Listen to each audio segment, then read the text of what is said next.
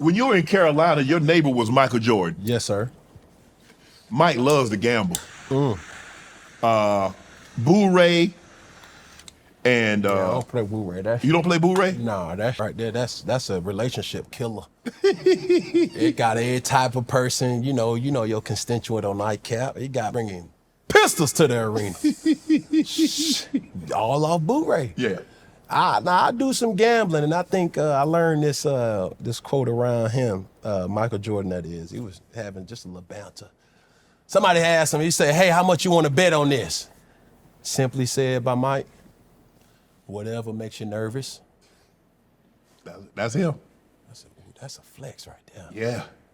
But it is what it is. But you ask yourself, why is gambling so prominent with athletes?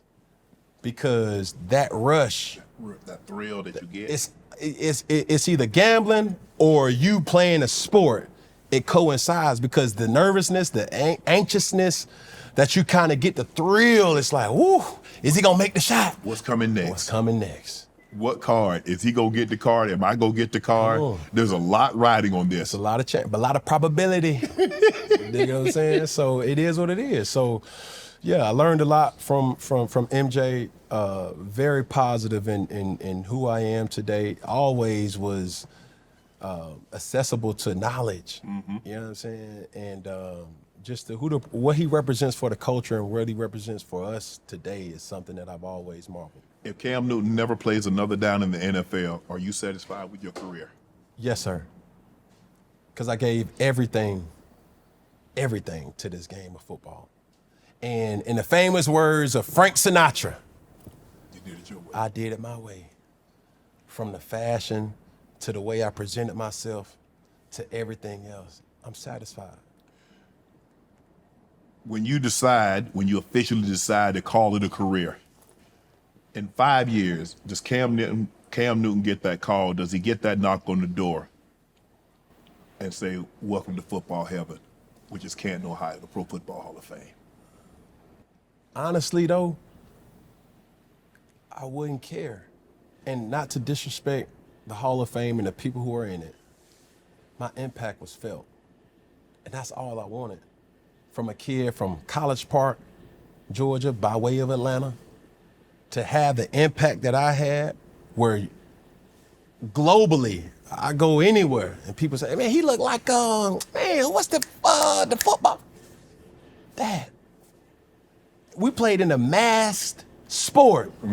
To be recognized without your helmet on, that tells you something, that you did something right. And let this be said too.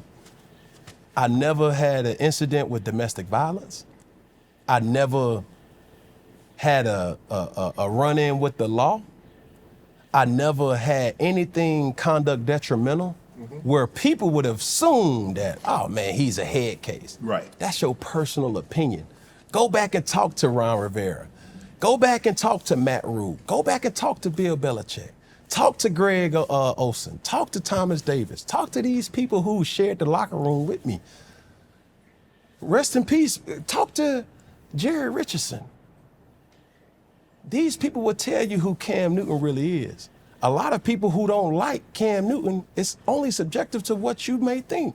And I'm fine with being able to say, I'm not for you. And I think with me being so comfortable in my skin, that's what rubs people the wrong way. So for me, I can get the validation from people around when they appreciate what I've done, and that's my nod to them saying, well done. And that's what I can go to sleep at every single night. Whether my daughters or my sons remember me playing football or not, I have the ability to raise them to be honorable kings and queens, the same way that my father and my mother did for me and my grandmother. Last thing, the car accident when you was in Carolina. Do you remember that? Do you remember that morning? Yeah, I do. It was on an off day. It was we had Victory Monday, and at the truck that I was driving was elevated, like hot, too high. But young and like I wanted to stand. That was me being around the Texas, being around the Alabama, like them country boys had them elevated trucks, and I wanted to get one. And the intersection that it was at, I remember the car coming out, then it stopped, then I stopped or slowed down. Then I sped up and he sped up too. I remember I thought I passed him and I was trying to blow the horn like, wah! And as I'm blowing the horn, he clipped my back left wheel and it flipped over. And as I'm flipping, I'm saying to myself, oh my God, not like this, not like this. And I was on the phone with my mom.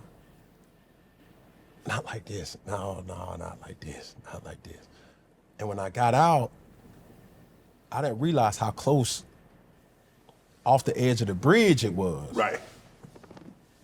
So when they say I had a praying grandmother, a praying mother, man, that could have been it. You don't know the time, the hour, or the day. So don't let smoking a cigar derail you from understanding that I'm a man of God, God-fearing. I know where my favor come from. I'm humbled by the fact that God has given me the opportunity to say that I owe my life to him. I don't fear nothing outside of God. And that day was a perfect example of, I was on top of the world. My father would always say, son, be careful. One day you could be on top of the world, and the next day the world can be on top of you.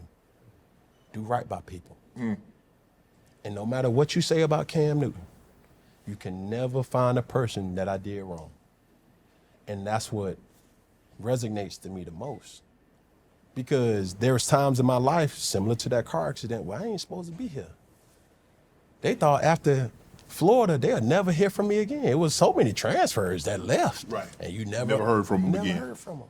But when I came back, then my story and everything that I went through, why me? I would always ask myself, man, how am I always getting caught? Man, son, you ain't regular. These are conversations. This is a perfect father-son story. Man, I was afraid of my dad. The only thing that brought us closer was me in JUCO. While I was in Florida, man, I didn't call my dad, man. I'm gonna cut your phone off. You better answer. That was the first time I was out. I was a bird. Man, I was gone. Yeah. Man, you could bring girls in the dorms and ain't nobody got curfew. Oh, man. But that wasn't the calling that I had. Right. That's why I'm able to resonate with my kids and say, son, it's all right. Tell me, like, what's going on? It may be tough loving, but all medicine ain't sweet either. Right. So as I'm living these situations and I'm saying to myself, and let me be the example of hope. So I can't stop going out to 707. Right. I can't stop speaking my mind because every time I want to, there's a person that I'm giving hope to that I may not ever meet, but they are able to say, man, Cam, I resonate with Cam. He my kind. And that's not a black thing. That's not a white thing. That's an all mankind thing. I like him. Want to join Club Shay Shay? Become an official member by hitting that subscribe button, where you never know who's going to be joining us for drinks and conversation. Don't be late to the party because we like to do something before two something.